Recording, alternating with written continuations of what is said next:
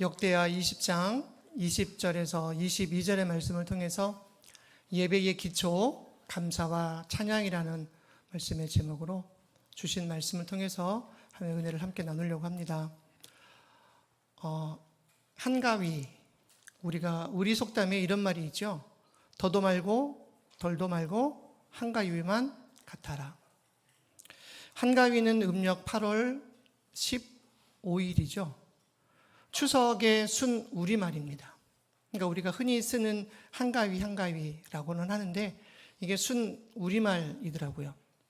뜻은 크다, 많다라고 하는 한에서 왔고요. 가위는 가운데, 중간. 그래서 8월 한가운데 있는 큰 날이라는 뜻을 가지고 있습니다.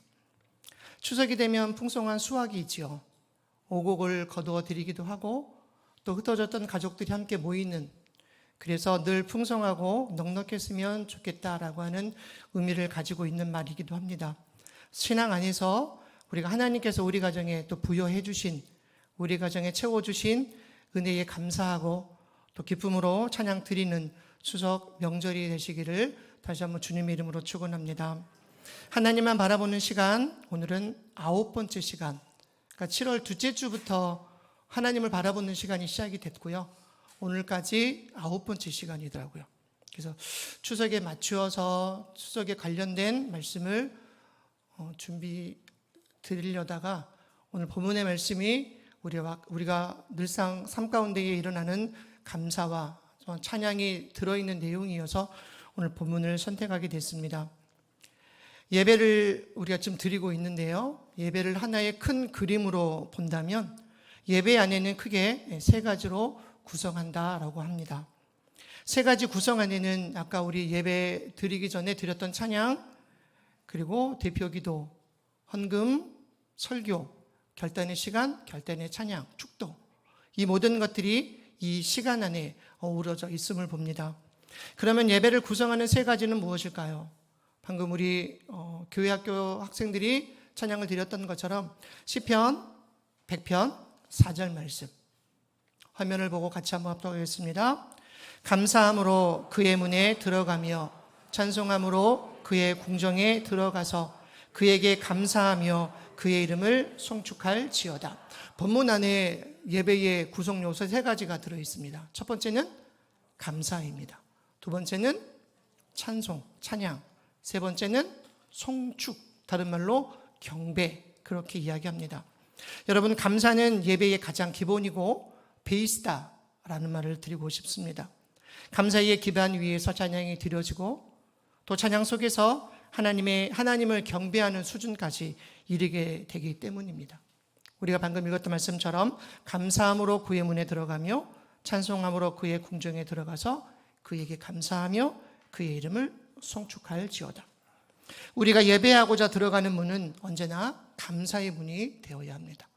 우리가 예배를 드리기 위해 우리의 자리에 앉았다면 눈을 감고 여러분 한 주간을 한번 돌아보셨으면 좋겠습니다.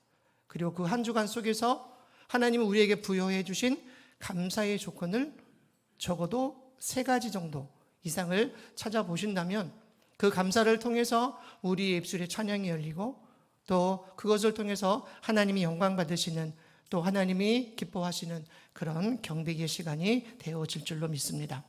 오늘은 예배의 기초인 감사와 찬양 두 가지를 좀 살펴보면서 주신 말씀을 통해서 은혜를 나누도록 하겠습니다. 첫 번째, 감사입니다. 본문 1절에서 4절의 말씀을 한 절씩 교독하겠습니다. 그 후에 모압 자손과 암몬 자손들이 마온 사람들과 함께 와서 여호사밧을 치고자 한지라. 어떤 사람이 와서 여호사밧에게 전하여 이르되 큰 무리가 바다 저쪽 아람에서 왕을 치러 오는데 이제 하사 손담할 곧 엔게디에 있나이다 하니, 여호사밧이 두려워하여 여호와께로 낯을 향하여 간구하고 온 유다 백성에게 금식하라 공포하며 유다 사람이 여호와께 도우심을 구하려 하여 유다 모든 성읍에서 모여와서 여호와께 간구하더라. 아멘. 여러분, 여호사밧은 남유다 왕국의 네 번째 왕입니다. 여호사밧 왕 때의 모압과 암몬 자손, 그리고 1절에 보니까 마온 사람들이 연합을 해서 남유다를 쳐들어왔다라고 합니다. 성경은 2절에 보니까 그들을 가리켜서 큰 무리 이렇게 얘기를 해요. 이스라엘 남왕국과 북왕국, 이스라엘 주변의 국가들로 요단강 동편, 그러니까 지금으로 요르단 지역에 속해 있었던 두 족속들, 그리고 마온 사람들과 연합을 해서 오랜 기간 동안 적대적인 관계에 있었던 그 세 민족이 남유다를 침범해 오게 됩니다. 남유다의 군사력은 그들의 군사력에 비해서 절대적인 열세였습니다. 남유다가 자기 힘으로는 싸울 수 없는 상대를 만나게 되었다는 거죠. 오늘 본문에 보니까 여호사밧은 두려웠다. 여러분, 우리의 삶 가운데에 두려움의 대상들은 참 많이 있습니다. 크게 전쟁, 그리고 굶주림 또는 죽음, 이것이 우리의 인생을 얽매이고 있는 두려움이죠. 오늘 여호사밧 역시 전쟁 가운데에 두려웠다. 하지만 여호사밧은 두려울 때 문제보다는 하나님을 먼저 바라본 믿음의 사람이었다는 거죠. 본문에 보니까 사람이나 주위의 것이 아닌 여호와께 낯을 향하여 들었다. 그러니까 두려워하여 여호와께 낯을 향하여 들었다. 단순히 얼굴을 돌린다라고 하는 뜻이 아니라 관심과 마음과 온 신경을 집중해서 하나님을 바라보고 하나님 앞에 기도했다는 거죠. 사람이나 세상적인 해결책을 바라보지 않고 오직 하나님을 바라보며 도움을 구했다. 이것이 여호사밧의 신앙의 태도였고 신앙의 모습이었음을 봅니다. 얼마나 간절했는지 여호사밧과 유다 백성은 기도하기 위해 성전 셋들의 앞에 모였고, 여호사밧 왕은 하나님께 간구하며 온 백성들에게 금식령을 선포합니다. 하나님을 바라보기 시작했다는 겁니다. 인생의 문제, 인생의 두려움, 그 모든 것들을 하나님 앞에 예배하고 또 기도하기로 결단하고 감사를 집중해서 하나님 앞에 올려드렸던 믿음의 사람이었음을 봅니다. 21절의 말씀입니다. 함께 합독합니다. 백성과 더불어 의논하고 노래하는 자들을 택하여 거룩한 예복을 입히고 군대 앞에서 행진하며 여호와를 찬송하여 이르기를 여호와께 감사하세 그의 인자하심이 영원하도다 하게 하였더니. 아멘. 여호와께 감사하세 그의 인자하심이 영원함이로다. 여러분, 전쟁이 일어나게 되면 가장 먼저 하는 일이 뭡니까? 작전을 짜고 또 전술을 짜고 어떻게 우리가 이 전쟁에서 이길 수 있을까를 먼저 머리를 맞대고 연구를 하지요. 그리고 우리보다 좀 더 힘이 있는 강대국의 손을 펴기도 합니다.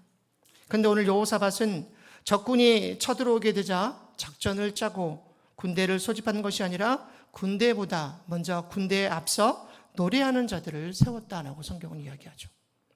여러분, 아이러니하지 않습니까?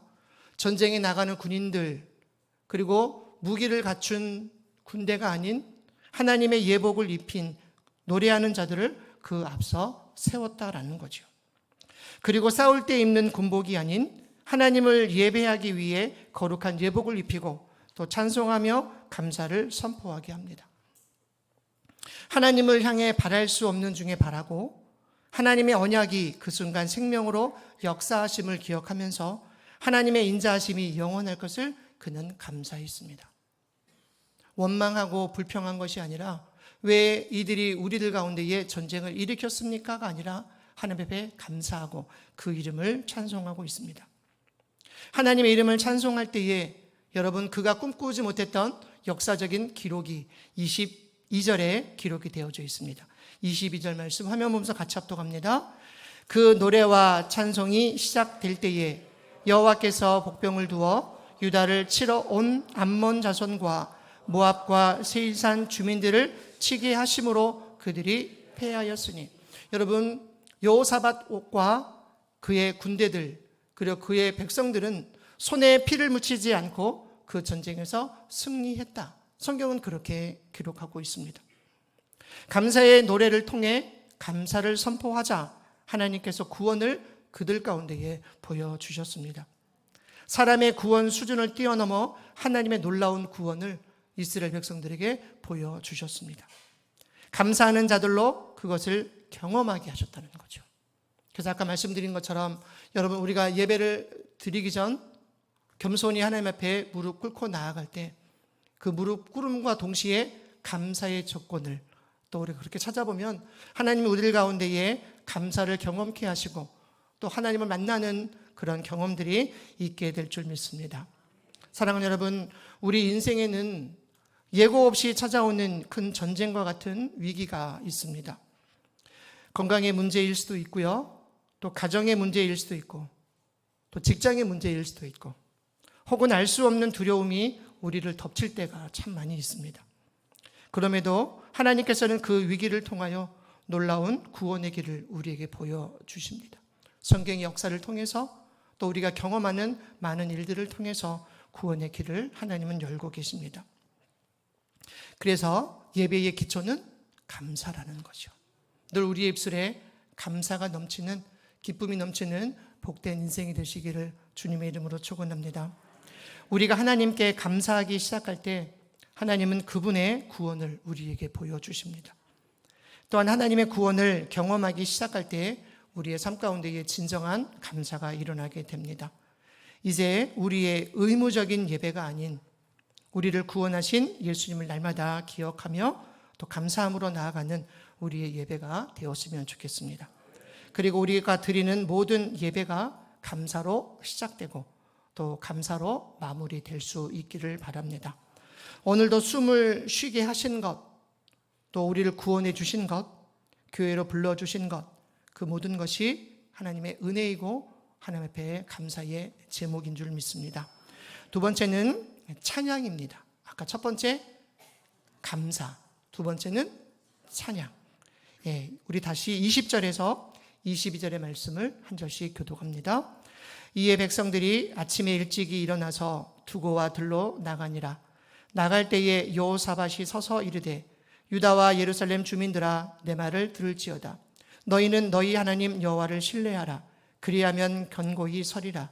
그의 선지자들을 신뢰하라. 그리하면 형통하리라 하고, 백성과 더불어 의논하고 노래하는 자들을 택하여 거룩한 예복을 입히고 군대 앞에서 행진하며 여호와를 찬송하여 이르기를 여호와께 감사하세. 그의 인자하심이 영원하도다 하게 하였더니. 함께 합독합니다. 그 노래와 찬송이 시작될 때에 여호와께서 복병을 두어 유다를 치게 하심으로, 세일산 주민들을 치게 하심으로 그들이 패하였으니. 아멘. 놀라운 것은 여러분, 감사를 통해서 우리가 하나님을 경험하게 되고 또 찬송을 통해서 하나님의 큰 능력을 나타내 주신다는 사실입니다.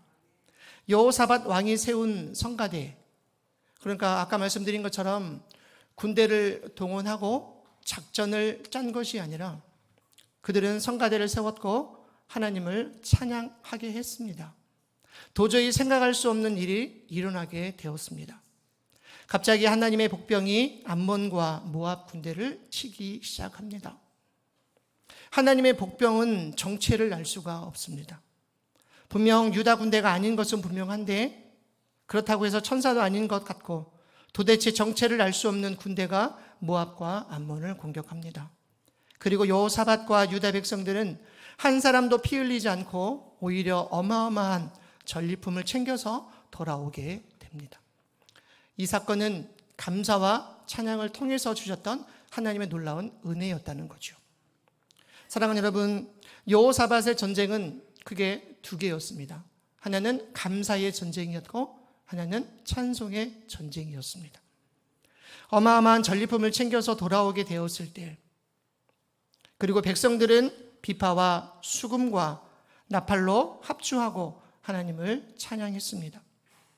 기도 응답을 받았을 때도, 또 싸우러 나설 때에도, 이기고 난 후에도, 그리고 예루살렘으로 돌아와서도 하나님의 이름을 찬송했습니다. 우리 시편 22편 3절의 말씀을 한 목소리로 함께 합독합니다. 이스라엘의 찬송 중에 계시는 주여, 주는 거룩하시니이다. 여러분, 하나님은 어디에 계십니까? 하나님은 찬송 중에 계십니다. 하나님은 감사 가운데에 계십니다. 시편을 기록한 다윗은 얼마나 하나님을 향한 찬양이 중요한지를 알았습니다. 여러분, 우리의 인생에도 중요한 것들이 참 많이 있지요. 학생들에게는 공부가 중요하고, 또 우리 부모 세대들에게는 우리 자녀들이 참 중요하죠.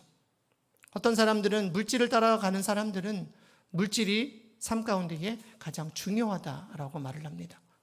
그러나 다윗은 하나님이 찬송 중에 계시고 주는 거룩하십니다라고 하는 그런 고백을 통해서 찬양이 얼마나 중요한지를 알게 되었습니다. 그리고 찬양을 통해서 하나님을 만나는 좋은 통로가 된다라고는 원리를 발견하게 됩니다. 다윗은 이스라엘 왕으로 40년을 재위하죠. 성경에 보면 다윗과 솔로몬, 그 둘은 이스라엘 왕으로 40년, 그리고 통일 왕국을 이루는 놀라운 기적을 이루어냈습니다. 왕으로 재위하는 동안 찬양에 엄청난 열정을 쏟아 부었습니다. 여러분, 이제 많은 분들이 차를 타고 다니시죠. 어떤 분들은 이제 예배를 마치고 시골로 내려가시는 분들도 계실 것이고, 또 반대로 역기송, 시골에 계신 부모님들이 집으로 와서 예배를 드리는 그런 가정들이 많이 있을 겁니다. 시골로 내려가시는 동안 찬송을 많이 들으십시오. 라디오를 켜시면 라디오에서 찬송이 나올 수 있도록. 근데 여러분, 라디오를 켜면 대부분의 사람들이 뭐가 나오죠? 찬송보다는 세상적인 노래가 많이 나올 때도 있습니다. 그러나 세상적인 노래보다는 찬양을 많이 들으시고 또 찬양을 많이 부르십시오. 그러면 하나님께서 찬양을 통해 놀라운 일들을 우리들 가운데에 부어 주실 겁니다.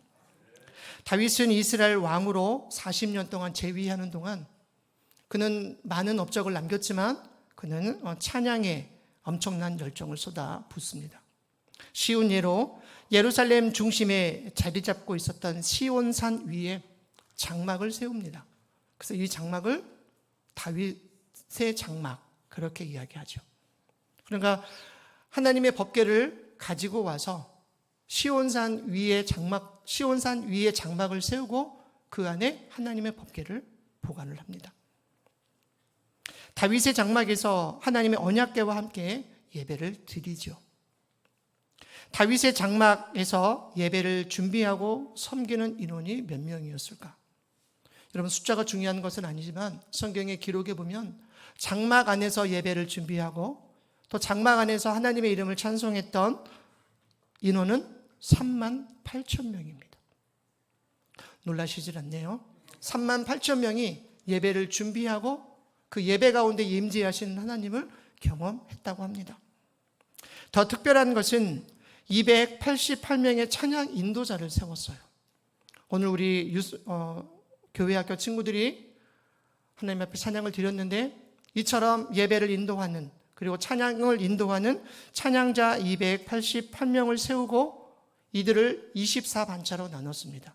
그러니까 한 반차당 12명씩 하나님의 이름을 찬양하게 하는데, 여러분, 그 시간이 무려 24시간 동안 멈추지 않고 찬양이 울려 퍼지게 했다는 거예요.